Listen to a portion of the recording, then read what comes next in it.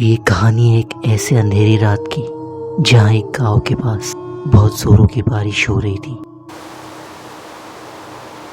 और बहुत ज़्यादा बिजलियां कड़क रही थी। गांव से थोड़ी ही दूर एक कार इस गांव की तरफ आ रही थी। उस कार में 4 लड़कियां मौजूद थीं जो कि शहर जाना चाहती थी, लेकिन मौसम इतना ख़राब था।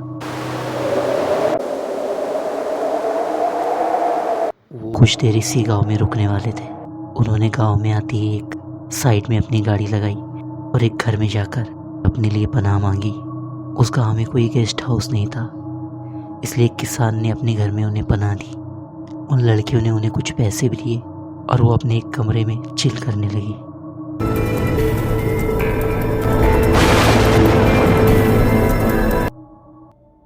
लेकिन उस गांव में अद्भुत गतिविधियां होती रहती थी, क्योंकि उस गांव के पास एक पुराना खंडर था जो कि पिछले 100 वर्षों से वीरान पड़ा था।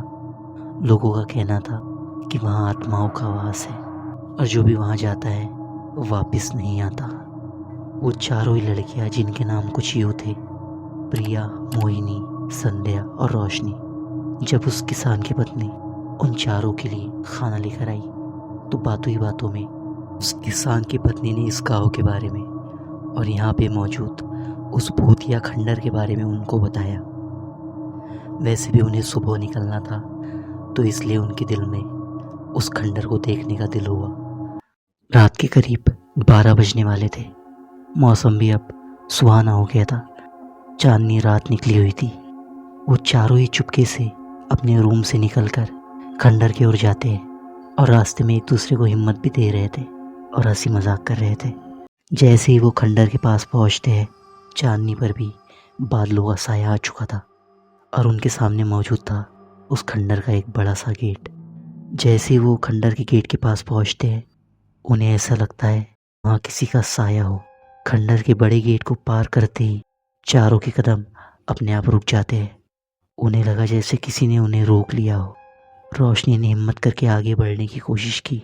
जैसे ही वो गेट के अंदर पहुँचे, गेट के अंदर का दृश्य बहुत भयानक था। दीवारों पे जाले और चारों तरफ बिखरे पड़े पुराने सामान थे। वे लोग धड़कते दिल से अंदर घुसे और एक बड़े हॉल में पहुंचे। हॉल के अंदर पहुंचते ही अचानक दरवाज़ा अपने आप बंद हो गया और चारों ही बुरी तरह से डर गए। संध्या ने टॉर्च जलाने की कोशिश की, लेकिन टॉर्च जलते ही बंद हो गई। तभी एक अजीब सी आवाज़ उन्हें सुनाई दी। तुम यहाँ क्यों आई हो? ये आवाज़ सुनते ही चारों के होश उड़ गए। प्रिया ने देखा कि एक छाया उनकी तरफ बढ़ रही है। उस छाया को देखते ही प्रिया चीख पड़ी। चारों ने भागने की कोशिश की, लेकिन उनके पैर मानो जमीन में जम से गए थे। फिर से वहाँ वो आवाज़ गूंजने लगी।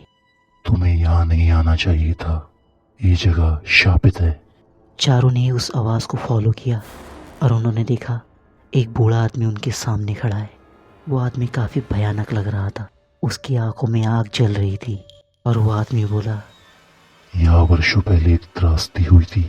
यहाँ के राजा ने अपनी रानी और बच्चों को इसी खंडर में कैद करके मार डाला था। तभी से यहाँ आत्माओं का वास है। जैसे ही वो आदमी बोल रहा था, अचानक से एक हवा का तेज झोंका आया और उस हवा के साथ साथ बूढ़ा आदमी भी गायब हो गया। जैसे ही वो बूढ़ा आदमी गायब हुआ, हॉल की दीवारों से खून टपकने लगा और चारों तरफ से चीखें सुनाई देने लगी। चारों ही सहेलियों ने भागने की कोशिश की, लेकिन दरवाज़ा बंद था। तभी मोहिनी ने देखा कि एक पुरानी सीढ़ी है जो कि तहखाने की ओर जाती है। उन्होंने सोचा कि वहाँ से शायद बाहर जाने का रास्ता मिल जाए। फिर वो चारों ही सीढ़ी से उतरते गए।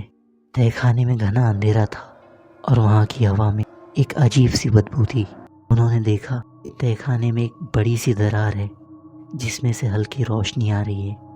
जब वो दरार के पास पहुँचे और देखा कि अंदर एक बड़ा सा कमरा है जिसमें एक औरत बैठी हुई है और वो कुछ प्रक्रिया कर रही है और उसके पीछे कई सारी आत्माएं मौजूद है। ऐसा लग रहा था कि उस औरत ने उन सारी आत्माओं को कैद कर रखा है।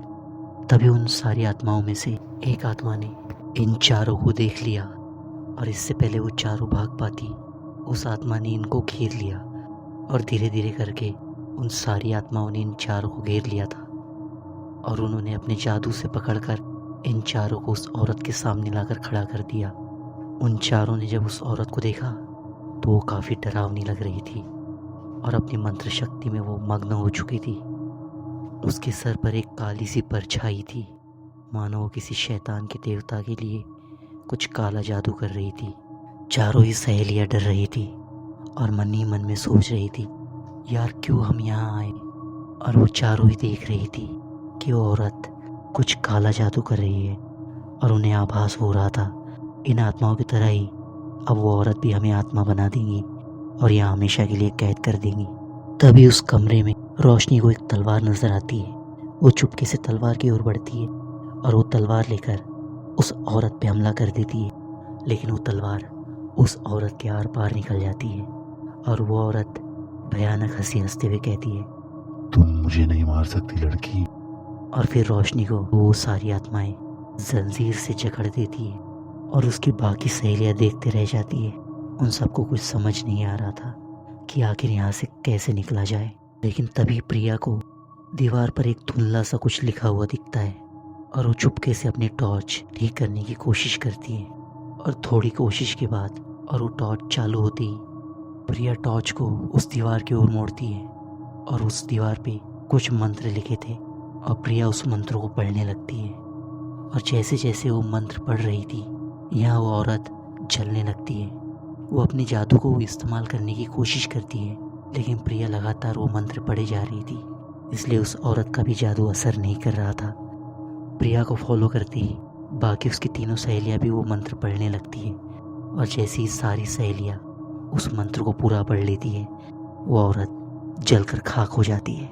और जैसे ही वो औरत पूरी तरह जल जाती है उसकी राख हवा में उड़कर गायब हो जाती है। और जैसे ही उस औरत की राख गायब हो जाती है वो आत्मा भी अब अच्छी होने लगती है और एक अच्छी आत्मा बन जाती है। तब उसमें की एक आत्मा इन चारों से कहती है, शुक्रिया तुमने हमें इस औरत के जाल से बचाया।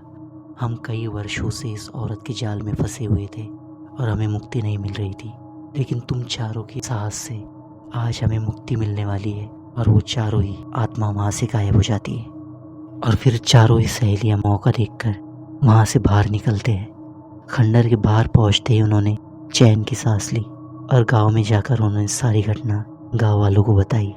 गांव के बुजुर्गों ने कहा कि उन्हें नहीं जाना चाहिए था, लेकिन अब बला टल चुकी थी। अब दिन निकलने में थोड़ा ही वक्त बाकी था और जैसे ही सुबह होती है वो चारों ही अपनी कार में बैठकर अपने शहर की ओर निकल जाते और गांव वाले भी अब चैन की सांस लेते हैं, क्योंकि जो भयानक गतिविधियां उस गांव में होती थी, लेकिन अब उस गांव को उस खंडर की आत्माओं से छुटकारा मिल चुका था।